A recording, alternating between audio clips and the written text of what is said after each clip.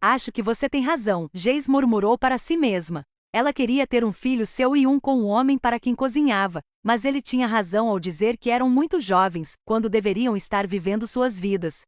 Por outro lado, eles estavam no Velho Oeste, e as coisas não eram tão civilizadas quanto alguns imaginavam. A expectativa de vida de algumas pessoas não passava dos 30 anos devido ao estilo de vida árduo.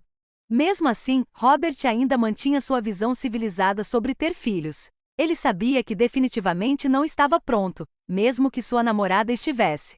Conversei com Lewis e sua esposa na cidade antes de vir para cá, e ele disse que ela está começando a demonstrar apoio à causa. A sua causa, ele finalmente falou. Se o movimento sufragista continuar, acho que mais pessoas vão prestar atenção. Um homem disse que este país é o homem libertado hoje. Nunca ouvi tamanha bobagem em anos, comentou Jace com um sorriso. Bem, ele não está errado, embora seja realmente uma questão de escolha pessoal. Sempre há uma escolha em tudo, inclusive agora, concluiu Robert, levando outra colherada à boca do delicioso ensopado que Jace havia preparado. Era sempre ela quem cozinhava quando Robert vinha visitá-los. Você deveria cozinhar alguma coisa, sabia? Nos últimos meses em que você vem aqui, nunca cozinhou nada. E olha que você é caçador de carne de caça. Bem, talvez se você desse uma passada na minha caravana nas planícies, você teria uma ideia do que eu faço. Além disso, pensei que você gostasse da minha companhia. Sua empresa está por aí, em meio à natureza selvagem. E eu pensei que você tivesse crescido na Inglaterra, onde a cultura culinária é rica. Perguntou ela. Bem, nós ingleses também sabemos. Por que cozinhar quando podemos contratar estrangeiros para cozinhar para nós? Respondeu Robert com ironia. É mais ou menos isso, contratamos outras pessoas para fazer o nosso trabalho por dinheiro ou outros benefícios. Acho que é por isso que temos o maior império do mundo. Nossa, e eu que pensava que você apoiava o movimento sufragista, comentou Jace, arqueando uma sobrancelha. O quê? Não, eu estava dizendo, Robert tentou explicar, mas Jace caiu na gargalhada, e ao perceber a brincadeira ele riu junto, quase sem fôlego. Ah. Muito engraçado, Jessica Green. Você me enganou por um segundo. As risadas foram diminuindo aos poucos, transformando-se em risinhos abafados, até que o silêncio confortável se instalou entre eles, restando apenas o carinho evidente. Então Jace lembrou de algo. A propósito, o homem que disse homem à solta, era aquele de quem você falava. O nome dele era Arthur Morgan. Robert demorou alguns instantes antes de responder, organizando os pensamentos. Qual é? Aquele sujeito não significa nada para mim. Pode até parecer familiar, mas ele e os amigos dele não vão causar problemas. Cada um cuida da própria vida. Ele empurrou a tigela vazia de ensopado para o lado e fitou Jace com um olhar cheio de afeto. Isso foi adorável, querida. Acho que meu Banger só bate por você. Sua atitude é a de um homem da sarjeta, mesmo hoje em dia. Talvez, mas ao menos ele tem bom gosto, respondeu Robert, sorrindo. Os minutos passaram enquanto conversavam sobre o dia, até que uma garrafa de vinho foi aberta e o clima ficou ainda mais leve. Quando a conversa cessou, o olhar de Robert pousou nos lábios de Jace. Digamos que chegou a hora, murmurou. Basta dizer a palavra, querido, respondeu ela com um sorriso suave. Eles se aproximaram, trocaram um beijo cheio de carinho e cumplicidade, e o mundo lá fora, com seus conflitos e incertezas, pareceu distante. Naquela noite, longe das disputas e das lutas do mundo, havia apenas paz, e isso era suficiente. Jace olhou pela janela enquanto descansava junto ao peito quente de Robert, observando a vastidão da planície que se estendia por quilômetros de pastagens, árvores e territórios ainda intocados, sentindo-se segura naquele silêncio compartilhado. Oh, Rob, por que você não pode ficar comigo para sempre? Murmurou ela. Estou com você agora e continuarei com você. Quero dizer, nós dois precisamos um do outro, respondeu Robert, acomodando-se melhor, buscando o máximo de conforto. Jéssica sabia quem ele realmente era por baixo da fachada de homem honrado da cidade, alguém capaz de ser incrivelmente gentil, mas que carregava nos olhos verdes um perigo silencioso quando se fixavam em alguém, afinal, ele era o lobo vermelho. Será? Às vezes me preocupo que você acabe se matando nos seus roubos, disse Jace, olhando para o rosto dele. Vou ficar bem, sempre fiquei. Não preciso de uma equipe quando consigo fazer as coisas sozinho. Fui treinado pelos melhores, retrucou ele, alisando o bigode. Não duvido, mas não posso dizer que te treinaram para lidar comigo, provocou ela, ainda sarcástica, fazendo Robert soltar uma risadinha antes de beijá-la com carinho. Você é um parasita, Jace, mas um que eu adoraria ter comigo pelo resto da minha vida, disse ele, arrancando mais risos dela antes que o cansaço os tomasse. Jace começou a adormecer, mas Robert permaneceu acordado por alguns instantes ao notar uma fotografia que lhe trouxe lembranças recentes, jovens homens ao lado de garotas, e entre eles um sujeito com um rifle de repetição. Cachecol verde e roupa cinza. O lobo vermelho franziu o senho, rosnando baixinho, o que despertou Jace. Você ouviu, não viu? Eu vi, respondeu ele com ódio contido. É melhor ele parar de se meter conosco. Aquele desgraçado não passa de um capacho do Coodriscoll, resmungou Jace. Eu sei. Só espero que ele cumpra a palavra e me deixe em paz. 4 meses fazendo o trabalho dele. Mas isso acaba até o Natal, disse Robert, fazendo com que seus olhares se encontrassem. Então você ficaria comigo? Sem mais essa vida fora da lei? Perguntou ela com inocência. Estarei sempre contigo, meu amor. Não tenha dúvidas disso. Farei essa promessa até o fim da vida, respondeu o lobo vermelho, antes de finalmente adormecer. 24 de abril de 1873. John Richardson ficou completamente em estado de choque, imóvel por longos instantes, até que finalmente reuniu coragem suficiente para se pronunciar. Inglês. Você fala inglês? Perguntou ele, surpreso. Tudo que ela respondeu foram palavrões e ameaças em sua língua nativa, e no convés seus gritos causaram um grande alvoroço, atraindo marinheiros e outros membros da tripulação. Puxa vida, Fagin, temos um clandestino! Gritou John. Fagin saiu do convés inferior, também surpreso e um pouco incrédulo. De jeito nenhum. Como ela chegou aqui sem ser vista? Foi tudo que o gerente conseguiu dizer. Como é que eu vou saber? Eu não falo língua inventada. Ela é russa, seu idiota. É claro que você não vai entender. Você nem sabe andar de bicicleta. Simon zombou, arrancando gargalhadas de alguns homens e deixando John constrangido. Olha, eu vou tentar falar com ela e vocês, rapazes, fiquem longe. Ordenou o comandante, enquanto os outros se afastavam alguns passos. Olá, eu sou Hector Fagin, disse ele, juntando as mãos em sinal de rendição ao se aproximar lentamente da garota. Hector? Foi tudo que ela conseguiu perguntar, com dificuldade. Sim, Hector Fagin. Aquele é Simon, aquele é Paul, aquele é George e aquele é John. John Richardson, explicou, apontando para cada um. Seu nome? Qual é o seu nome? Perguntou Fagin, e ela pareceu entender. Verônica. Verônica Reznov respondeu suavemente. Fagin então a ajudou a sair do bote salva-vidas e subir no convés de madeira. Ela estava descalça, sem sapatos nem meias, vestindo apenas trapos costurados, o que indicava uma origem ainda mais pobre que as favelas de Liverpool. Por que ela está aqui? Perguntou um dos homens do porto. Quem sabe? Vamos levá-la à polícia.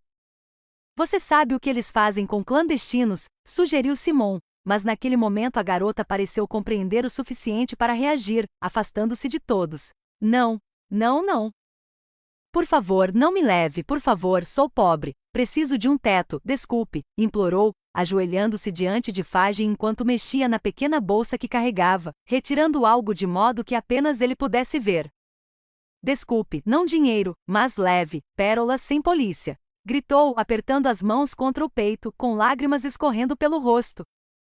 Os olhos de Fagin se arregalaram ao ver a pérola de cristal branco. Ele a aproximou para inspecioná-la, murmurou algo baixinho e então se virou para os outros. Simon, John, rapazes, sabem de uma coisa? Não faz mal ter um clandestino. É só dar baixa na conta, ordenou, enquanto os funcionários voltavam ao trabalho. Simon e John se entreolharam, confusos. Tudo bem, mas e se o inspetor do porto ouvir isso? Questionou Simon apreensivo. Não diremos nada, e a senhorita Reznov não existe, respondeu Fagin, guardando a pérola no bolso do paletó. Então, senhorita Reznov, conversaremos depois. Por agora, espere por mim no porto. Espere lá. Ela assentiu com a cabeça enquanto era escoltada por John para fora do barco, permanecendo ao lado de um pilar no cais enquanto aguardava os homens terminarem o trabalho. Nesse meio tempo, tirou um livro da mochila. Algo que John percebeu enquanto verificava a carga recém-chegada do navio, achando curioso que Fagem tivesse conseguido uma pérola dela. Mas como? Além de se perguntar como uma garota que parecia tão pobre, mesmo para seus padrões, seria capaz de ler algo que, embora não fosse da sua conta, o intrigava profundamente. Algumas horas se passaram até o fim do turno, e já eram 16 horas, o horário em que normalmente iria para casa, preparar o jantar e depois sair para beber, ou pelo menos era isso que pensava fazer até ser chamado por Fagem. Ele encontrou o homem parado com a garota, que agora usava o casaco preto de Fagem para se proteger do frio, tentando dizer algo com dificuldade. Por favor, quero um lugar para alugar. Disse ela, indo até a mochila, pegando o livro novamente e após alguns segundos, falando com mais clareza, apesar do sotaque pesado. Alugar um quarto. Por um tempo, por favor, implorou. John não ouviu toda a conversa, mas suspeitou do que se tratava até se aproximar, momento em que Fagem lhe fez um sinal e falou de maneira formal. Agora, John, esta pobre moça quer alugar um quarto, mas infelizmente não tenho espaço algum para ela. Você tem pombos malditos como inquilinos, zombou John. Sim, mas acho sensato você levá-la para casa e mantê-la lá. O quê? Olha, Fagem, vou sair para beber mais tarde. Não tenho tempo para clandestinos. Se ela pode pagar um quarto, então é melhor ficar em um hotel. Vamos lá, John, olhe para ela. Ela é russa, não está acostumada ao nosso modo de vida. Que tal cuidar dela enquanto penso no que fazer e vejo o que pretende quando falar inglês direito? Não, começou ele, mas então olhou novamente para a garota. Ela parecia ter quase a mesma idade que ele, talvez até mais nova, e era impossível não sentir pena, imaginando o inferno que devia ter sido embarcar clandestinamente em um navio vindo de São Petersburgo, além de achá-la muito bonita. Tudo bem, mas é melhor você estar certo sobre isso, chefe, concluiu. Ei, é só um palpite, mas se ela te apunhalar pelas costas, você será o primeiro a saber, brincou Fagem, rindo e dando um tapinha amigável na garota. Obrigado pelo voto de confiança. Pega suas coisas e leve ela com você, seu idiota. A garota assentiu, aceitando a situação, enquanto Fagem examinava mais atentamente a pérola que lhe fora entregue, contemplando sua brancura pura, e naquele instante John foi buscar seus pertences na sala dos funcionários. Por que você está carregando isso? Perguntou Fagem. Uma herança de família, respondeu a jovem loira. Viajar, ver o mundo, mamãe me disse. Por favor, guarde, por favor, acrescentou. Fagem ainda estava confuso, mas quando estava prestes a fazer uma pergunta, John voltou e levou a garota para sua casa. Embora ela tivesse de ir a um banho público para se limpar, assim que terminou, a sujeira que carregara por semanas desapareceu num instante. Ela ainda usava o casaco de Fagem para cobrir o que vestia por baixo, embora não fosse o suficiente, e John sabia que ela precisava de roupas de verdade, então, quando voltaram para sua casa, pararam em uma loja de roupas e ele, a contragosto, gastou parte de seus ganhos em algumas peças simples. Verônica agora usava botas pretas simples, uma blusa marrom de mangas compridas e um vestido preto por baixo, o que fez John corar um pouco ao vê-la com roupas que ele havia comprado, mesmo sabendo que não queria fazer tanto por uma estranha que acabará de conhecer e que havia chegado de navio naquele mesmo dia. Algum tempo se passou até que os dois chegassem às favelas de Liverpool, onde uma casa se erguia no final da rua. Eles entraram e subiram até o último andar, onde John se acomodou em seu apartamento. Jogou o chapéu no cabide e se virou para a garota russa. Muito bem, então, se você morar comigo, terá que se sustentar. Há regras. Uma delas é que eu mando em tudo. Você fica em casa e cuida dos aposentos, mas nada de roubar. Se eu te pegar roubando, você estará na rua em segundos, entendeu? Ela apenas assentiu. O sofá é seu, mas como eu disse, você merece dormir.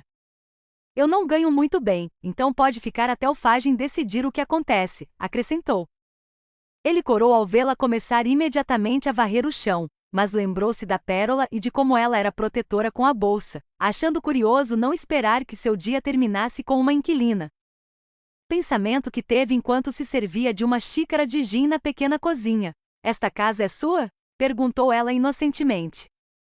Era do meu pai, ele fazia muita coisa por aqui, mas não tenho orgulho disso, ele nos alimentava, mas era um bêbado inveterado, me deu um soco no olho quando eu tinha 6 anos, ele não deixava a mamãe ver muito, nem a bebida. Nem nada do que fazia, disse cabisbaixo. Nesse momento sua curiosidade atingiu o ápice. O que ele faz? Não vou contar. Como eu disse, não me orgulho disso. Sou só eu que moro aqui, o Fagem mora no apartamento de baixo, Qualquer outra pergunta é para ele, respondeu o homem de Liverpool, servindo-se de mais um copo de gin enquanto continuava. Você ganha o seu sustento e eu deixo você ficar, talvez até te pague se eu pudesse, já que você já está fazendo o papel de empregada doméstica.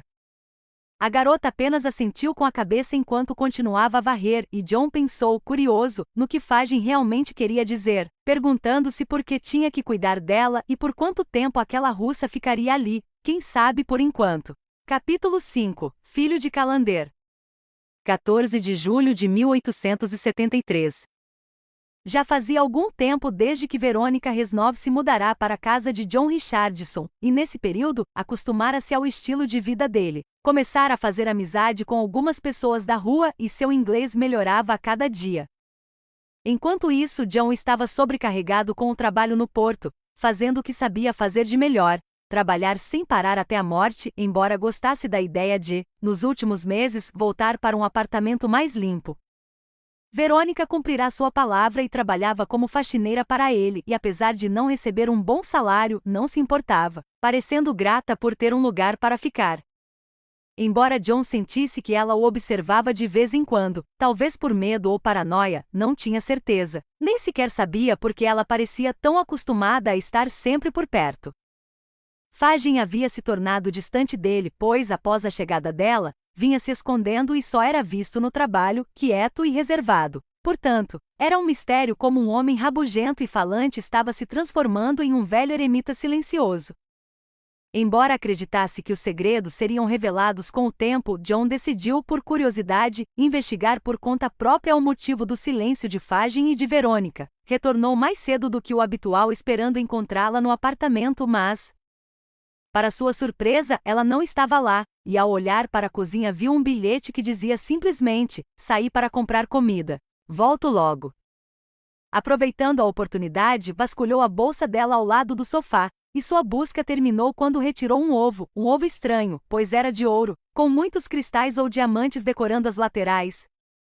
Deixando-o chocado a ponto de sentar-se no chão, perplexo com o que via, pensando que aquela garota carregava um tesouro consigo o tempo todo. Colocando o ovo de ouro no chão, enfiou a mão mais fundo na sacola, tirando mais ovos dourados, correntes e colares de prata, alguns anéis, broches e até mesmo um prato de prata, até retirar o último item, que se parecia muito com as joias da coroa da rainha em Londres. Isso não podia ser verdade, pois a garota viera de navio da Rússia e se tivesse roubado tais tesouros, o crime teria sido noticiado nos jornais. E então a traição atingiu John em cheio. Ele havia permitido que aquela garota morasse com ele e se sentisse à vontade, e ainda assim ela nunca lhe dissera por que carregava tantas joias. A raiva o dominou enquanto praguejava baixinho e chutava a vassoura encostada na parede, que caiu no chão com um baque dramático, perguntando-se como aquela jovem ousava entrar em sua casa com objetos tão valiosos sem lhe dizer nada. Afinal, ele lhe dera um lar e um emprego por pura bondade, e ela jamais lhe demonstrara gratidão. Pressentia algo estranho desde o momento em que vira aquela pérola com ela, e agora já não se tratava de uma herança de família, mas de joias possivelmente roubadas. Estaria ela ali para roubá-lo também? Ao subir as escadas, Verônica segurava firmemente suas compras enquanto cantarolava para si mesma: Kalinka, Kalinka, minha Kalinka. No jardim há uma framboesa, minha framboesa. Pequeno pinheiro verde, não faça barulho acima de mim. Ai, liuli, liuli, oi, liuli, liuli, não faça barulho acima de mim. Linda, minha alma gêmea, ame-me. Ai, liuli, liuli, oi, liuli, liuli, ame-me. Cantando lindamente como um pássaro canouro uma canção que adorava, ainda que não soubesse exatamente toda a letra, pois fora algo que seus pais lhe ensinaram e que guardava como uma lembrança preciosa. Ao se aproximar da porta, procurou freneticamente pelas chaves até perceber que a fechadura já estava destrancada, o que a deixou curiosa, e ao empurrar a porta entrou no mesmo apartamento que fora seu lar por alguns meses. Colocando a bolsa de couro sobre a mesa da cozinha e retirando as latas de comida, frutas e verduras que havia comprado, perguntando-se então por que a porta estava aberta, apontou lá: Verônica. Seu coração disparou. A voz de John a pegou de surpresa e, ao se virar, franziu a testa, preparando-se para repreendê-lo pelo susto, mas qualquer pensamento de raiva ou grito morreu no instante em que viu as joias brilhantes em suas mãos. John estava sentado em uma cadeira em um canto, segurando rubis, enquanto no chão a bolsa da garota revelava seus segredos sombrios. Gostaria de explicar? Disse ele novamente em seu tom calmo, embora qualquer um pudesse perceber a raiva subjacente em sua voz. Você mexeu na minha bolsa? Perguntou ela, incrédula, enquanto o medo se insinuava em seu coração eslavo e a respiração ofegante lhe escapava. John então deixou as joias caírem no chão ao se aproximar dela. Por que você tem tantas joias, mocinha? Gritou o homem de Liverpool, fazendo Verônica recuar até a parede, tomada pelo instinto do medo, apavorada com o jovem que avançava furiosamente. Por favor, não me machuque. Por quê? Você estava escondendo isso de mim? Responda-me. Rugiu novamente com os punhos cerrados, e quando ele já estava a poucos centímetros dela, de pé e imponente, seus intimidantes olhos azuis a encarando, foi demais. Verônica desabou em lágrimas. Rios escorrendo por seu rosto enquanto caía no chão e o cobria com as mãos, chorando como uma cachoeira sem fim. John percebeu então que tinha ido longe demais. A vergonha o atingiu quando se ajoelhou, permanecendo em silêncio por um tempo até recuperar a coragem. Eu sinto muito. Eu não queria te magoar, mas isso é muito importante. Me desculpe, disse, respirando fundo para se acalmar, antes de perguntar em tom mais baixo. Por que você não me disse que estava carregando joias? Verônica se levantou e caminhou até o sofá com John logo atrás e os dois se sentaram. É uma longa história. Eu tenho tempo, Verônica, respondeu ele, colocando a mão sobre a dela em sinal de apoio. Minha família é de servos, nossa aldeia sofre. Enquanto o czar se diverte, a família real virou as costas para o povo, e nós não aguentamos mais, disse ela, outra lágrima escorrendo por sua bochecha enquanto continuava. Meu irmão roubou as joias imperiais ao invadir o Palácio de Inverno. Ele as escondeu, mas foi baleado ao tentar escapar da capital. Meu tio encontrou as joias e as entregou aos meus pais, mas foi enforcado logo depois, quando descobriram seu envolvimento na conspiração. Eu o vi morrer. John percebeu então que aquela garota havia passado por coisas muito piores do que imaginara. Meus pais me mandaram embora para me dar uma vida melhor do que a que tínhamos. Estávamos passando fome, tínhamos pouco para sobreviver. E nossos líderes simplesmente não se importavam. Minha família preferiu morrer a continuar sofrendo e conspirou para me mandar embora, porque eu era a caçula. Seus olhos verdes fitaram a bolsa que continha o tesouro amaldiçoado, um tesouro que destruíra sua família apenas para que ela pudesse ter uma chance de viver melhor. Não vendi nada além daquela pérola, porque elas ainda estão em alta. Preciso esperar o momento certo para vendê-las e construir uma vida para mim, explicou relutante, antes de olhar para o jovem com quem morava. Vim para cá para recomeçar. Me desculpe por nunca ter te contado. Eu simplesmente não sabia se podia confiar em você. Estou com tanto medo. John não esperava por aquilo. Ele lia nos jornais sobre o tratamento cruel dos czares ao povo russo, mas jamais imaginara que isso pudesse levar uma família pobre a recorrer ao roubo. Agora sentia pena dela, perderá a família e viera de tão longe de sua terra natal, certamente se sentia deslocada na Inglaterra, e pensou que talvez pudesse ser alguém para ela. Você não precisa ter medo, não enquanto eu estiver por perto. Eu vou te proteger. Eu te perdoo, disse ele, e então Verônica se inclinou, enterrando o rosto em seu ombro. Os soluços cessaram pouco a pouco, trazendo-lhe algum alívio. Então, quando eu tiver tempo para vender as joias, começou ela, mas logo completou. Meu pai disse para eu ir para a nova terra da liberdade e construir uma nova vida, e não vou desonrá-lo ficando aqui. Embora ainda tenha medo, fiquei petrificada quando você me encontrou no navio. Como vou para o novo mundo se estou assim? Meus pais me chamariam de fracassada. John negou com a cabeça. Não, você não fracassou. Já percorreu metade do caminho, eu diria que o pior já passou. Ela voltou a encará-lo. Escuta, Verônica, eu te apoio, mas eu sinto-me culpada. Eu sei, e sinto muito, disse ela. Em silêncio, John foi até a cozinha, pegou a garrafa de gin e serviu-se em sua caneca, tentando absorver tudo o que acontecerá. Ao olhar para trás, viu Verônica vasculhando a bolsa, observando os metais e as joias brilhantes. Uma fortuna capaz de enriquecê-la em um instante se soubesse jogar bem suas cartas. Ele bebeu mais um pouco, refletindo, pois gostava dela. Gostava muito, mas precisava de tempo para pensar.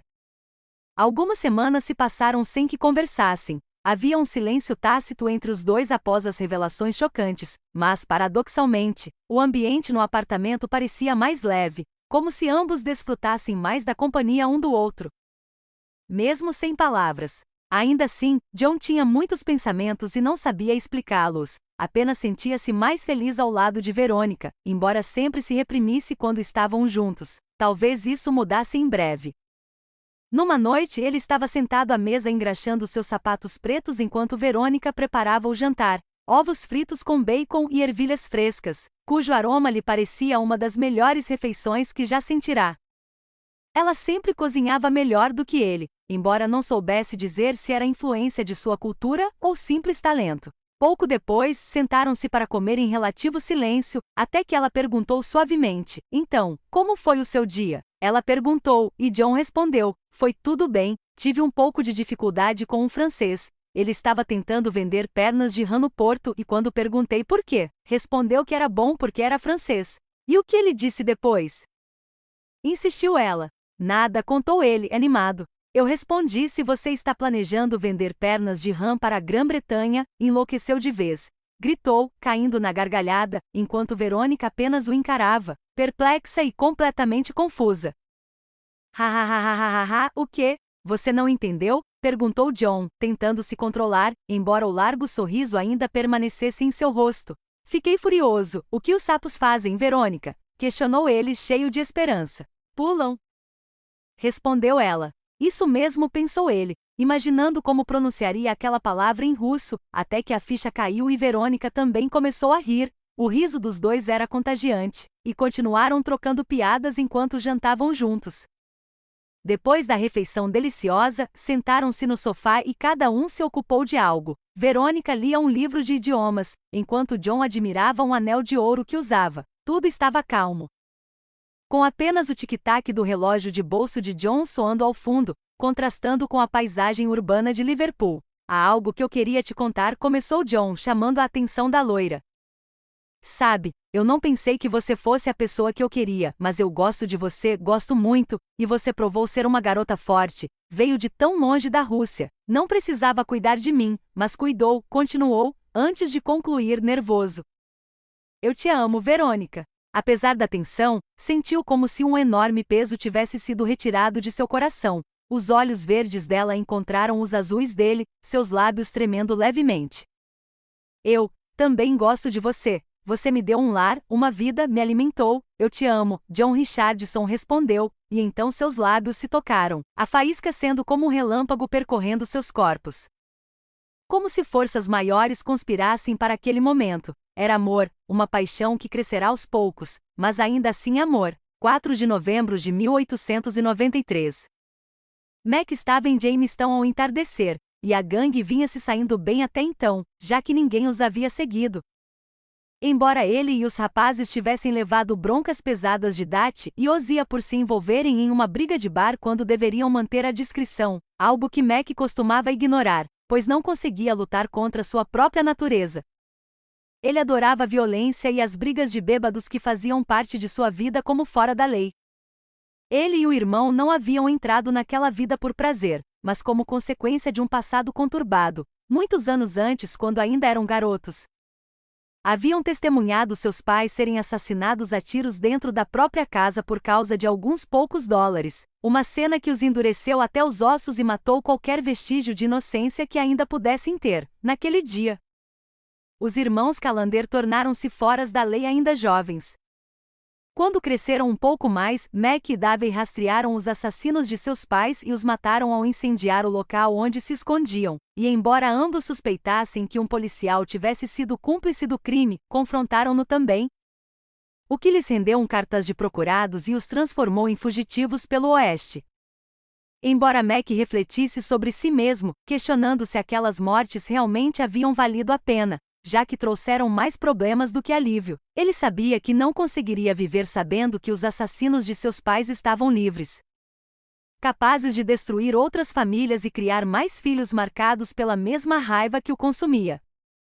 Mais reservado do que seu irmão imprudente e explosivo, Mac ainda assim possuía um senso de humor sombrio e expressava sua fúria principalmente por meio da violência. E acima de tudo detestava pessoas que machucavam inocentes sem motivo. Algo que frequentemente gerava conflitos com Davey sempre que saíam juntos em missões.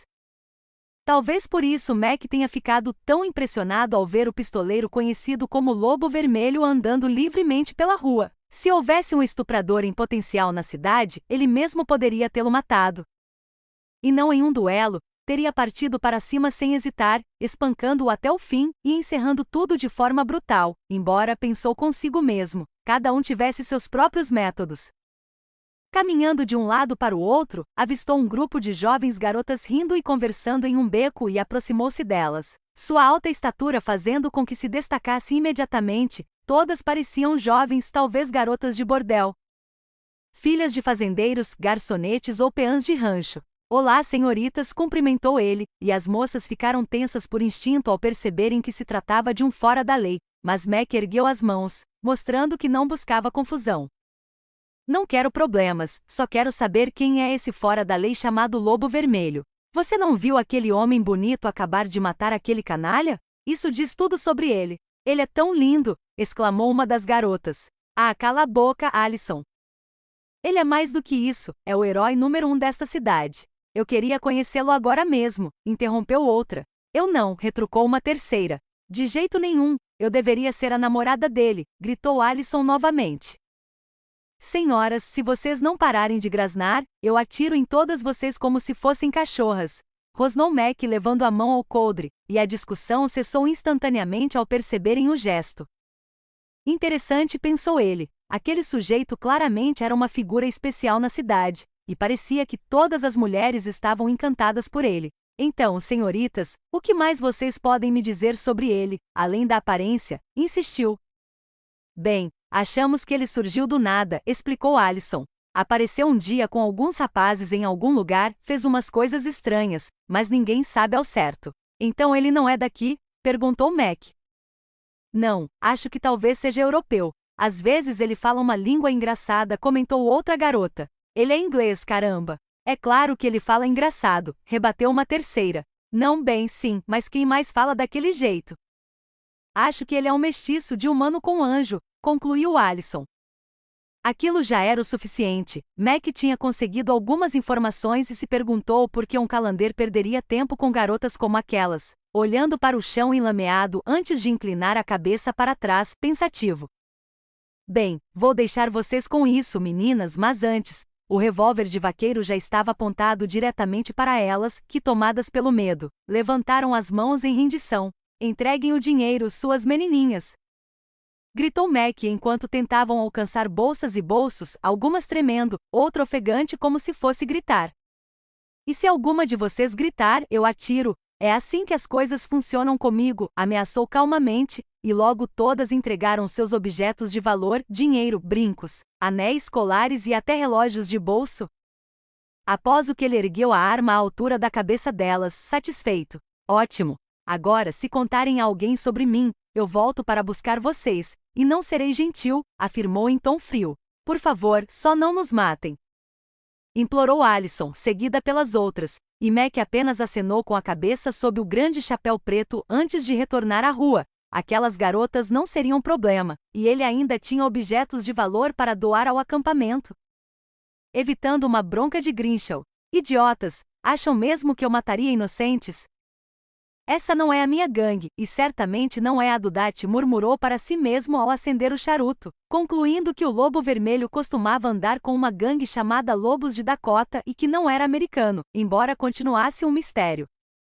Suas armas, em especial, pareciam caras demais, semelhantes às de Dat, mesmo modelo, mas com metal e acabamento diferentes, o que significava que algum armeiro as verificava com frequência.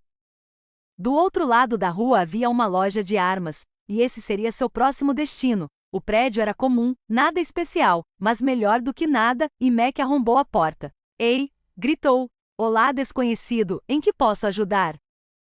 Respondeu o homem atrás do balcão. Vocês têm algum revólver Sofield? Perguntou Mac, inclinando-se sobre a madeira. Sim, ainda tenho 5 em estoque. Gostaria de encomendar um modelo personalizado? Quero vê-los primeiro, depois conversamos. O armeiro retirou um sofielde da gaveta e o apresentou ao Calender, e Mac confirmou suas suspeitas. Era o mesmo modelo usado pelo Lobo Vermelho. Excelente arma, explicou o homem. Um pouco mais pesada que o padrão, mas muito precisa, exige treino e boa pontaria. Entendo, respondeu Mac. Deixe-me adivinhar, por acaso você tem algum cliente que possua um par desses revólveres? Sim, tenho muitos clientes para os quais já vendi, começou o armeiro, mas foi interrompido por Mac, alguém com um sotaque inglês carregado e um casaco vermelho, disse ele, colocando o revólver sobre o balcão após examiná-lo atentamente. Ah, não vou me envolver nessas coisas, riu o armeiro, nervoso, mas Mac apenas o encarou com raiva. Eu acho que você está envolvido, sim. Você é a única pessoa que vende óleo para armas nesta cidade e também o único que realmente entende dessas peças e gosta de vê-las em ação, especialmente em duelos. Quem é ele e quando conseguiu essas armas? Insistiu Mac. Não sei de nada. Ele já tinha esse modelo antes. Eu só dei manutenção para ele e para o companheiro mais velho dele, para combinar com o coldre duplo, respondeu o homem, tentando alcançar algo embaixo do balcão. E os detalhes personalizados?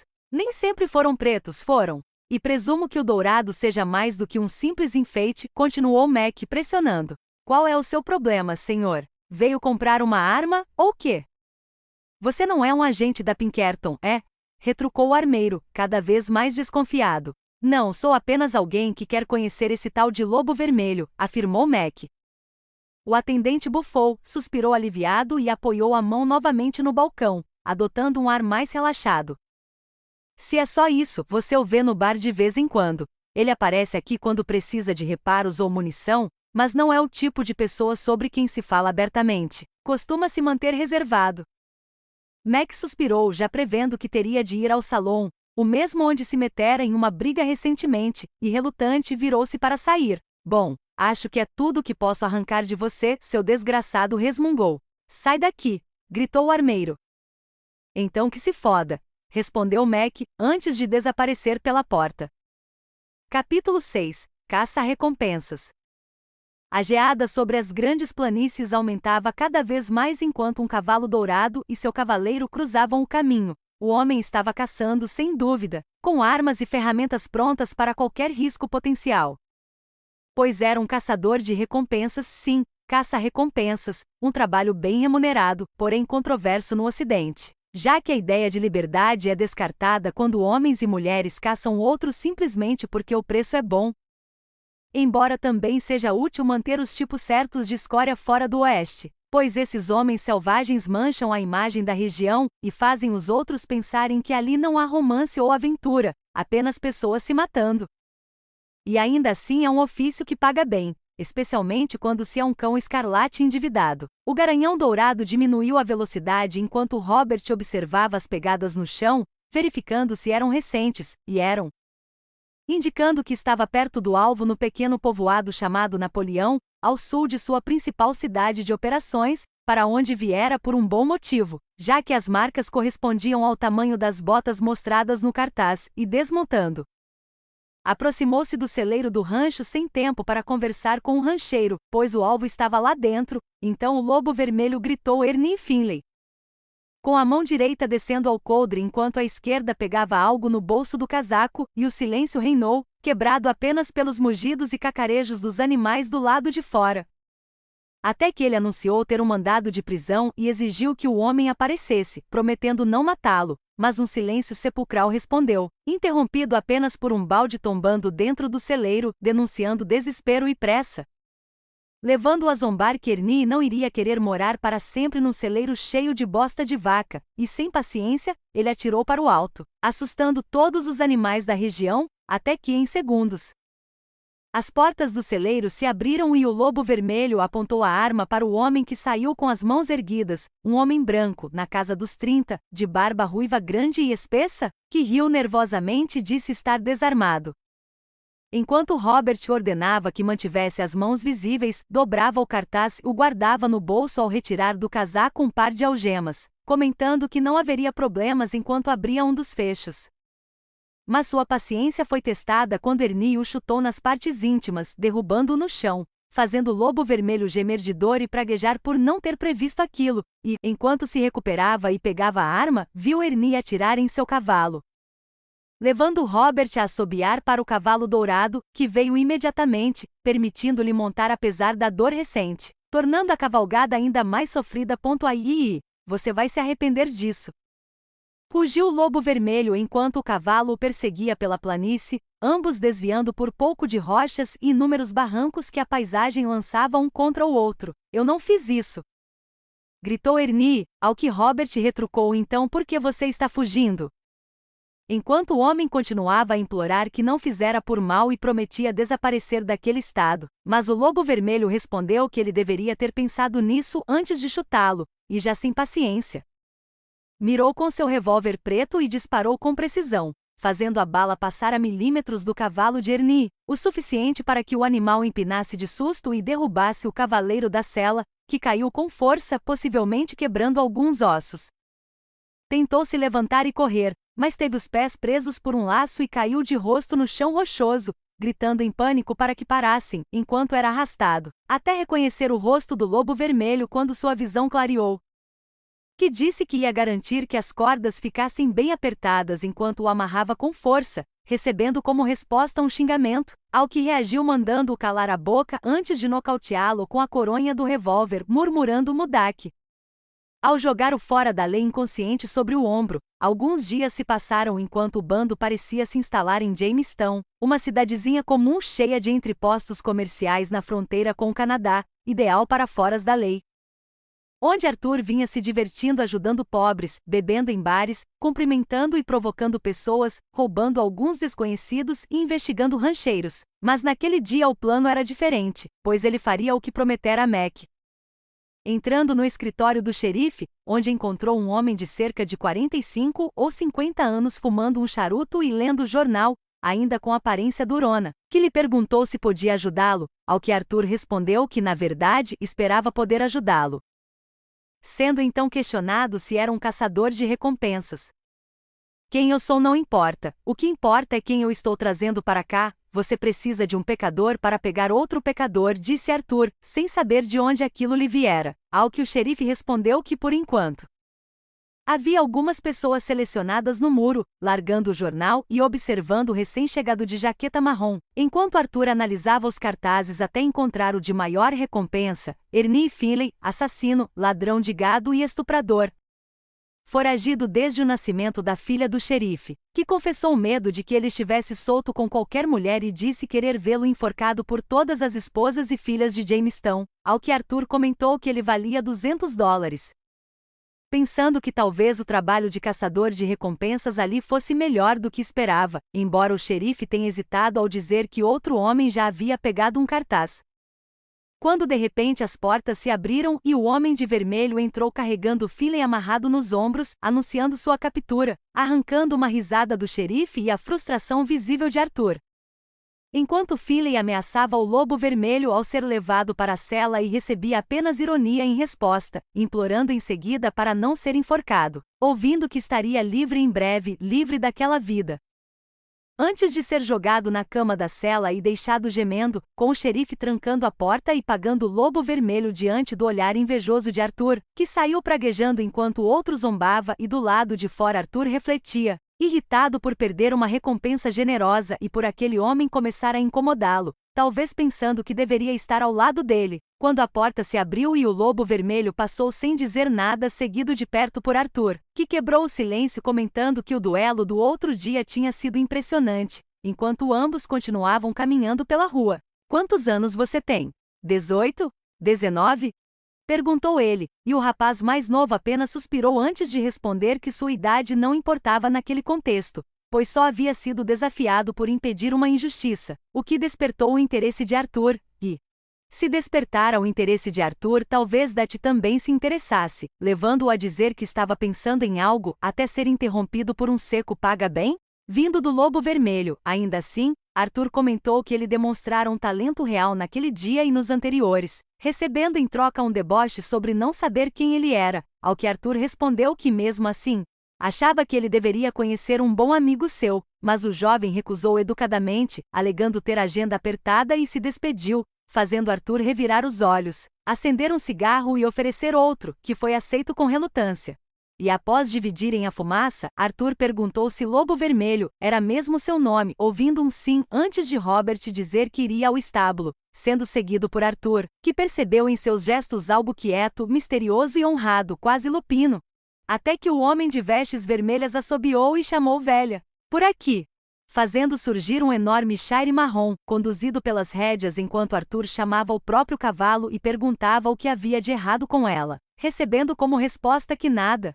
Apenas fora deixada ali enquanto ele comprava novos sapatos para o tigre dourado, que os arrancara ao voltar por não gostar de correr em terreno rochoso, deixando Arthur confuso até ouvir que se tratava do outro cavalo, cujo nome ele achou interessante, questionando se era um Shire, ao que o Lobo Vermelho confirmou antes de dizer que tiraria o tigre dourado do estábulo, surpreendendo Arthur, que comentou que ele já tinha um cavalo.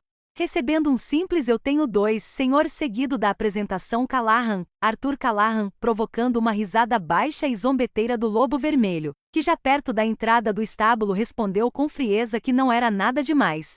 Cuidar de um cavalo exige bastante esforço, sabia? Como um garoto como você lidaria com isso? Questionou Arthur, achando difícil acreditar que alguém com menos de 20 anos pudesse manter 2 cavalos, já que quando tinha aquela idade, fora descuidado com os primeiros que teve, precisando que Ozia e Dati lhe ensinassem.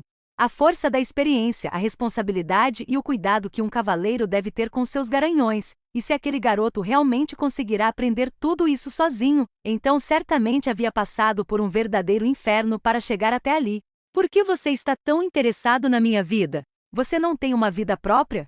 E como eu disse, seja qual for a sua proposta de caça-recompensas, eu cavalgo sozinho, falou o Lobo Vermelho em voz alta, fazendo Arthur franzir a testa em frustração. Sério, agora o garoto estava falando exatamente como John. E só a ideia de colocá-los lado a lado já o deixava desconfortável, quando, naquele instante, um cavalo dourado surgiu, surpreendendo Arthur, pois era claramente um turcomano, incrivelmente raro, considerado por alguns historiadores extinto.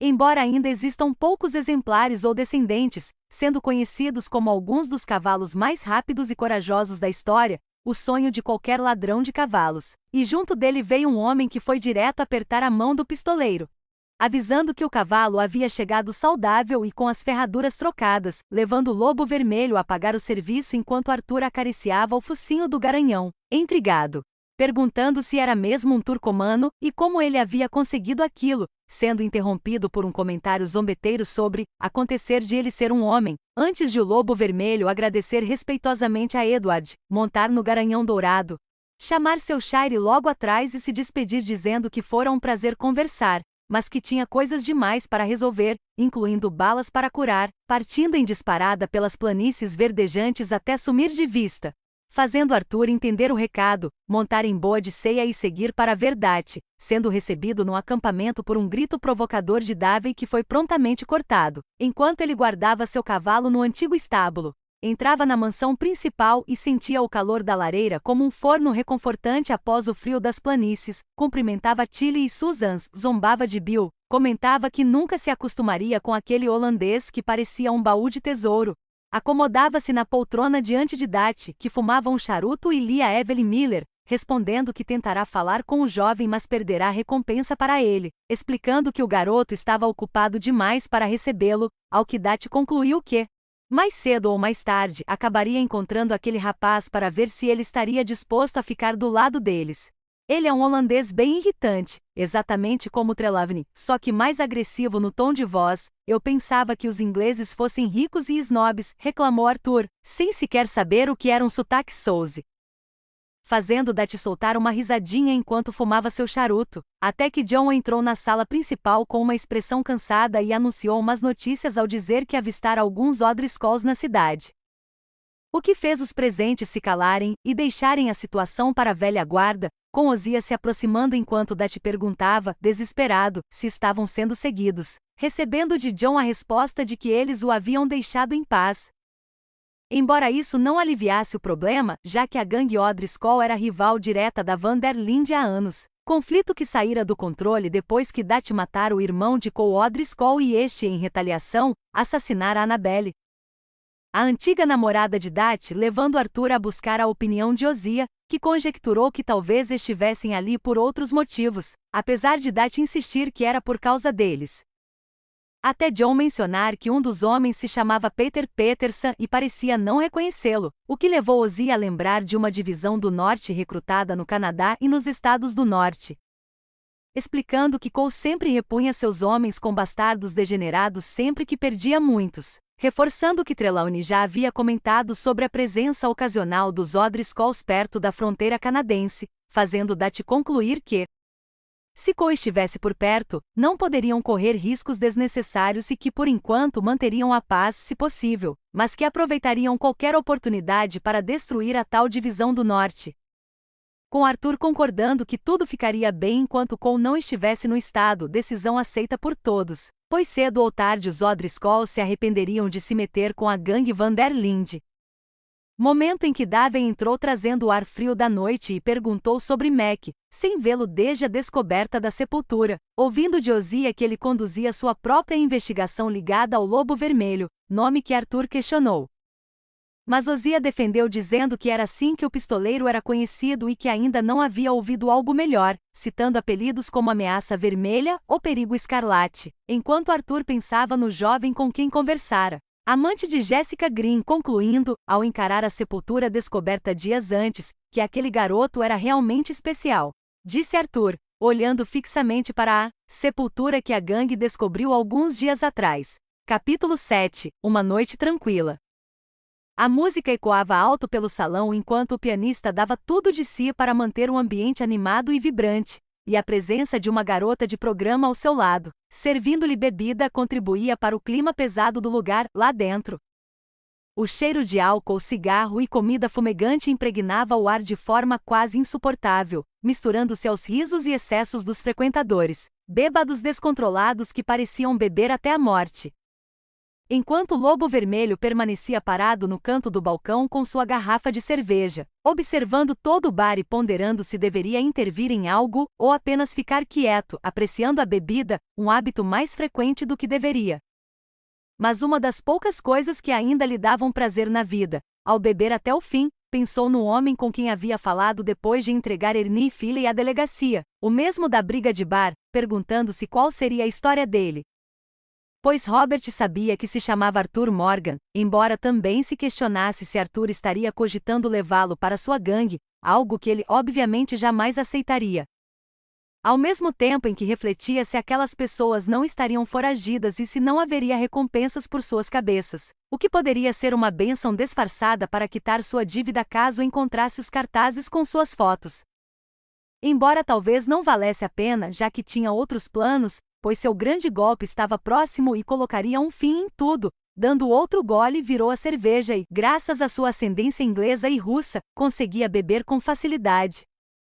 Já quase terminando a quarta garrafa e ainda permanecendo de pé, até que olhou para cima e notou dois rostos em particular no bar, dois O'Driscolls entrando como se fossem donos do lugar, empurrando todos que passavam.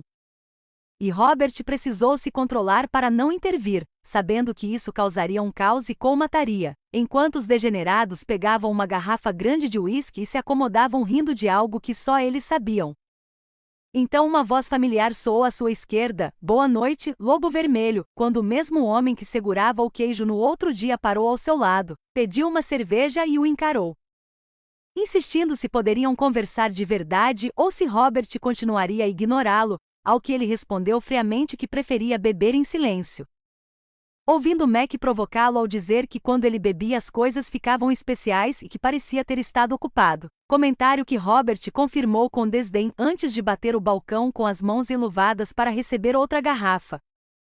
Questionando em seguida por que Mac havia assaltado aquelas pobres garotas, recebendo como resposta um simples força do hábito, o que o levou a zombar e repreendê-lo por roubar pessoas que só tentavam levar uma vida normal. Arrancando um resmungo irritado de Mac, que reclamou que Robert soava exatamente como seu mentor, ao que ele respondeu que o mentor provavelmente concordaria com ele, reforçando que só preferia ficar sozinho, enquanto tomava outro gole de cerveja. Sendo imediatamente contestado por Mac, que argumentou que um jovem não deveria querer ficar só, pois tinha muitos anos pela frente e aquela era a época perfeita da vida para crescer e ter pessoas por perto.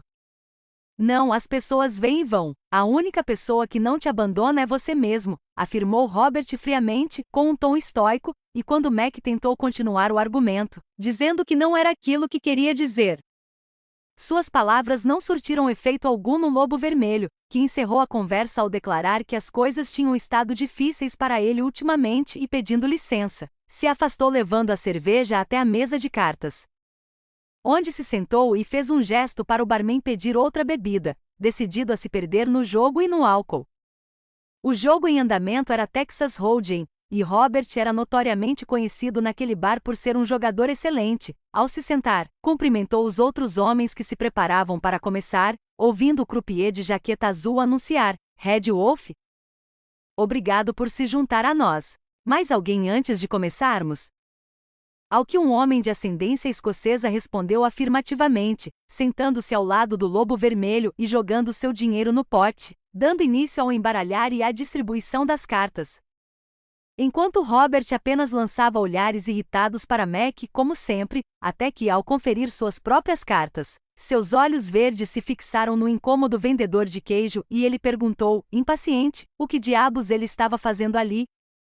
Recebendo como resposta que Mac ainda não havia terminado de falar com ele, ao que Robert tentou encerrar dizendo que já tinha terminado, dando início a uma troca infantil de negativas e afirmações que terminou com a risada de Mac ao apontar que Robert ainda estava falando com ele. Comentário que fez o Lobo Vermelho juntar as peças do quebra-cabeça e responder com um elogio seco e irônico enquanto bebia, interrompendo o jogo a ponto de o croupier chamá-lo pelo nome diante dos olhares dos demais jogadores, levando Robert a suspirar e desistir da mão, jogando suas cartas sobre a mesa.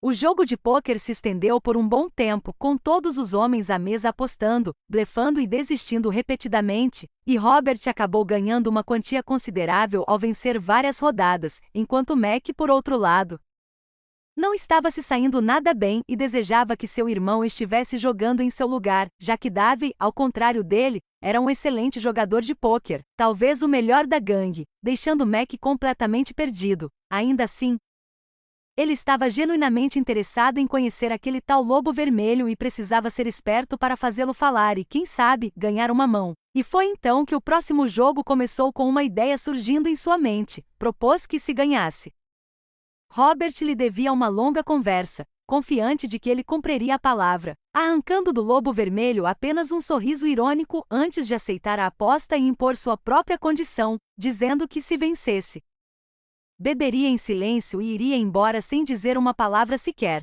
No meio da rodada, após alguém desistir, um novo jogador decidiu entrar, sentando-se à mesa e colocando dinheiro no pote, o que imediatamente chamou a atenção dos olhos verdes de Robert, que reconheceram para seu desgosto ninguém menos que Peter Patterson, um O'Driscoll conhecido na cidade por provocar e arrumar briga com qualquer um, alguém que Robert não podia impedir por razões óbvias, e que agora se sentava à sua frente na mesa redonda, com a cabeça larga, barba rala e uma cicatriz na bochecha direita, exalando uma presença intimidadora que rivalizava com a do próprio Lobo Vermelho. A tensão tornou-se sufocante quando Peter passou a observá-lo atentamente, anunciando que continuaria jogando, respondendo de forma grosseira ao ser questionado sobre o que fazia ali e garantindo que não tinham nada contra a cidade, antes de aumentar a aposta e jogar mais dinheiro no pote, fazendo com que todos se concentrassem ainda mais em suas cartas e estratégias, já que o pôquer exigia blefes, apostas ousadas e combinações certeiras, misturando sorte e cálculo. Foi então que Peter percebeu Mac o encarando com ódio e provocou, perguntando o que ele estava olhando, recebendo como resposta uma zombaria direta, o que fez ambos assumirem posturas agressivas quase ao mesmo tempo, com as mãos firmes próximas aos coldres, armas engatilhadas, deixando claro que a mesa estava a um passo do caos. A situação quase saiu do controle quando a música cessou de repente e todos no salão perceberam os dois homens de pé, com as mãos pousadas nos revólveres, fazendo o ambiente mergulhar em um silêncio pesado e expectante. Ninguém sabendo ao certo para onde aquilo iria levar, tamanha tensão inesperada, a ponto de Robert também levar a mão a um de seus revólveres Sofield e se levantar lentamente, assim como os outros dois, que pareciam prontos para uma luta iminente, ainda que nenhum deles tivesse feito o primeiro movimento, até que Peter rompeu o silêncio com uma ameaça direta, avisando que se Robert mexesse com ele ou com sua gangue estaria morto. Vangloriando-se de ter mais de 50 homens espalhados pelo estado enquanto seus dedos se aproximavam perigosamente do gatilho, levando o Lobo Vermelho a intervir com firmeza e autoridade na voz, tentando amenizar a situação ao sugerir que, se não conseguissem se controlar, resolvessem aquilo do lado de fora. Sério, é isso que vocês dois querem? Preferem morrer por causa de um insulto? Vamos lá, eu pensei que vocês fossem Odriscoll, alguns dos homens mais temidos do país, e agora estão me dizendo que estão irritados por causa de um par de palavrinhas inofensivas. Provocou Robert, lançando um olhar rápido para Mac antes de continuar, dirigindo-se a ele com firmeza. E você, escocês, tire as mãos da arma. Não sei quem você é nem por que está aqui, mas talvez seja melhor guardar a língua para alguém mais merecedor, porque um tiroteio no salão significa que ninguém ganha, vocês dois perdem. E tudo por causa de cartas e palavras vazias. É assim que você quer ser lembrado? E por longos instantes a tensão tomou conta do lugar, os frequentadores ao redor congelados como se uma nevasca tivesse varrido o salão, suor escorrendo, nenhum som além do silêncio absoluto, até que Peter finalmente recuou. Rosnando que tudo bem, mas que arrancaria a cabeça de Mac se fosse insultado de novo, sendo o primeiro a afastar a mão do coldre, gesto imediatamente acompanhado por Mac, que devolveu a ameaça em tom venenoso. E então ambos se sentaram quase em perfeita sincronia, mãos longe das armas, permitindo que o jogo de pôquer continuasse como se nada tivesse acontecido, quando a música voltou a tocar e o pianista retomou um tema alegre. O clima pesado se dissipou e o salão voltou ao esperado burburinho de bebida, comida e diversão, enquanto o jogo seguia com apostas cuidadosas, Robert concentrado e sem vontade de conversa, jogando com um par de 10 e lances moderados.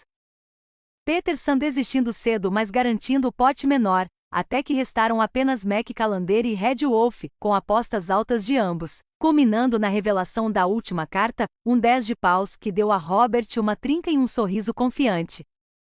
Logo desfeito quando Mac revelou 2 reis e venceu a mão principal, o croupier anunciando sua vitória e entregando também o pote menor a Peterson, que lançou um olhar furioso para Mac enquanto se continha. Ao passo que Robert praguejava baixinho ao perceber que agora devia a conversa prometida, recolhendo seus $14, um prêmio modesto perto dos 45 que ficaram com Mac, antes de ver Peter Odriscoll se afastar da mesa encarando-o com frustração, enquanto ele próprio seguia direto para o balcão com Mac logo atrás. Lembre-se da sua palavra, Reznov disse Peter ao passar por Robert enquanto deixava o salão com o outro homem, e os olhos verdes do Lobo Vermelho acompanharam os dois pela janela. Observando-os montarem seus cavalos e partir da cidade por algum tempo, até que Mac, curioso, quebrou o silêncio perguntando se Reznov era mesmo seu nome. Robert respondeu friamente que seu nome era Lobo Vermelho enquanto comprava outra cerveja. Mas Mac insistiu dizendo que aquele não era seu nome verdadeiro, provocação que levou Robert a mandá-lo calar a boca e afirmar que era um nome que sempre carregaria, arrancando um sorriso irônico do escocês ao comparar aquilo a nomes indígenas. Comentário que fez Robert responder em voz baixa, reafirmando que aquele era seu nome ali e que o diria até o dia de sua morte, apenas para ouvir Mac dizer que ainda viriam se isso era verdade. Momento em que Robert congelou ao perceber que Mac havia dito seu nome verdadeiro, a mente inundada de perguntas até lembrar, praguejando baixinho, que Lewis devia tê-lo chamado assim na mercearia. Mudando então rapidamente de assunto ao perguntar o nome de Mac e supor que ele fosse escocês, recebendo como resposta que seus bisavós eram escoceses, mas que ele era Mac Callender, o que levou Robert a questionar o que ele fazia em Jamestown. Ouvindo uma resposta vaga sobre viver a vida e viajar com a família comparada por Robert a ciganos com uma risadinha confusa, sendo corrigido por Mac, que se definiu como um viajante apaixonado pelo país e explicou que ficariam ali durante o inverno antes de partir no ano novo, comentário que fez Robert ironizar que, para viajantes, ele gostava bastante de causar problemas e perguntar diretamente se estava associado a Arthur Morgan ou Callahan, ao que Mac mentiu dizendo nunca ter ouvido falar dele e sugeriu beber menos.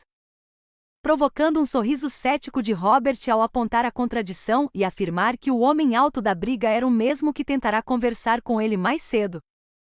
Arrancando uma pausa tensa de Mac antes de admitir que Arthur não tivera nada a ver com o que acontecerá naquela noite, o que levou Robert a zombar perguntando se estava sendo convidado para sair, fazendo Mac se defender veementemente, negando e dizendo que só estava curioso sobre a lenda local conhecida como Lobo Vermelho, pois o que Arthur fazia era problema exclusivamente dele. Você se casou, senhor?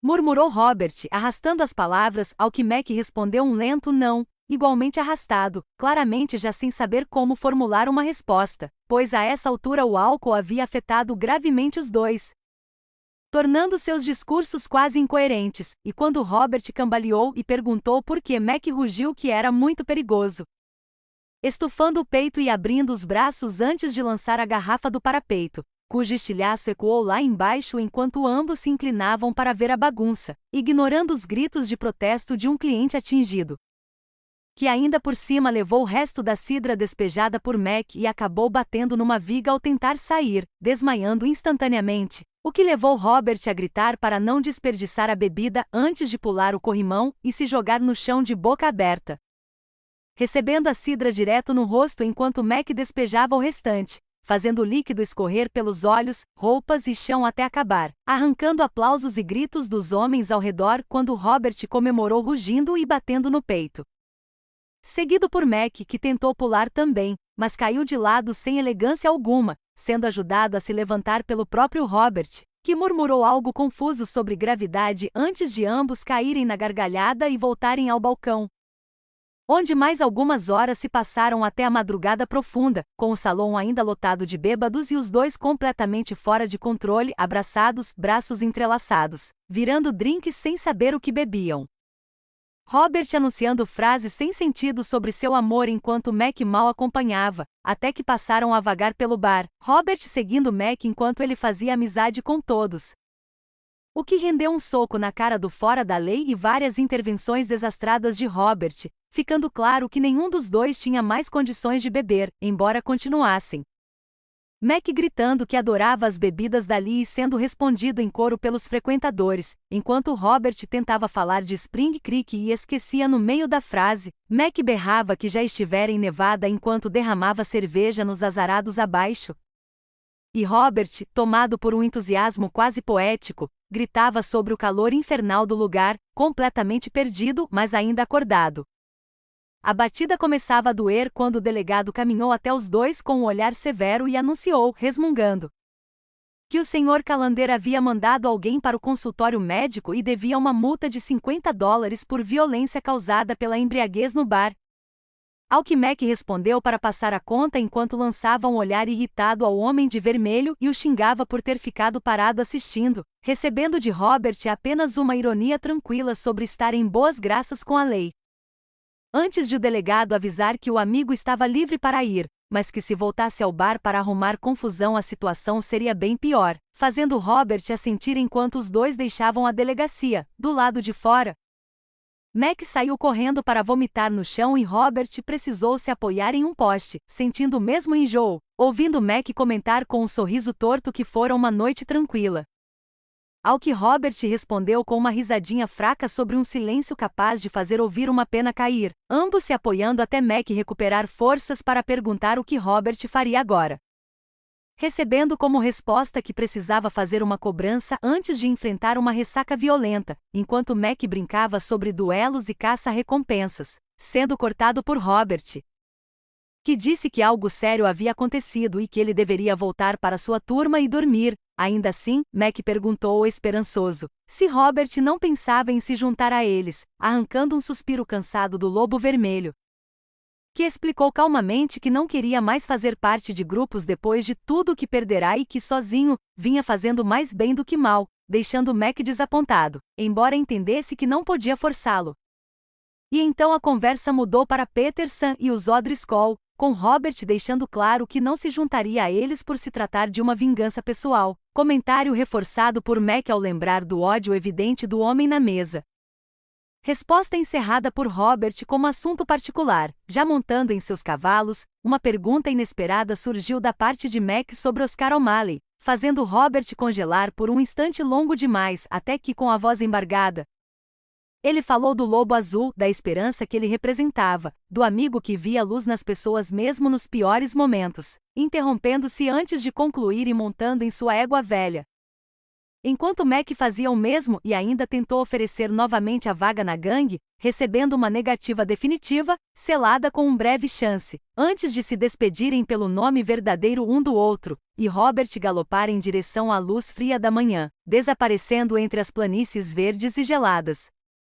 E se você curtiu essa história, não esquece de se inscrever no canal, deixar o like e compartilhar para ajudar a chegar em mais gente. Se quiser apoiar ainda mais e motivar o canal a continuar trazendo vídeos com mais qualidade e frequência, qualquer valor no Pix já ajuda demais. Obrigado por ouvir até aqui, e a gente se vê no próximo capítulo.